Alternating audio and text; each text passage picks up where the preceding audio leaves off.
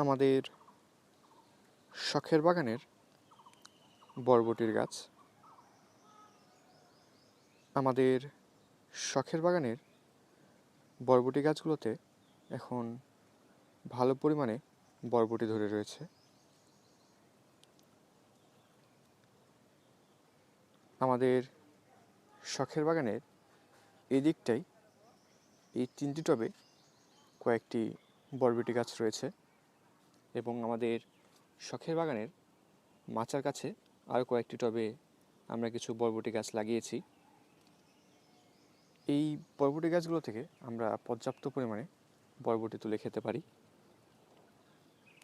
গাছগুলোতে ভালো পরিমাণে বরবটি ধরে এবং বরবটির সাইজগুলোও বেশ ভালো হয়।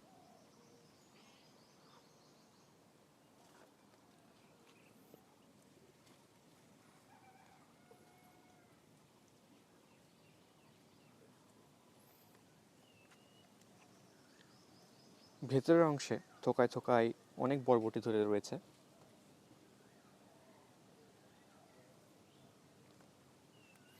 এই গাছগুলো থেকে আমরা 2-1 দিন পর পরই ভালো পরিমাণে বরবটি তুলতে পারি।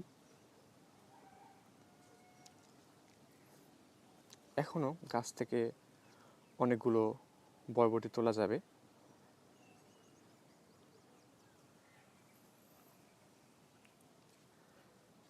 দেখতে পাচ্ছেন আজকেও গাছে কিছু বরবটির জালি এসেছে।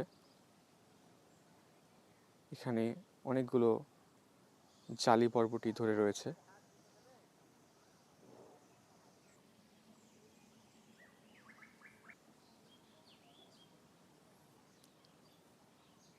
বরবটির এই জালিগুলো খাওয়ার উপযোগী হতে 2 থেকে 3 দিন সময় লাগে।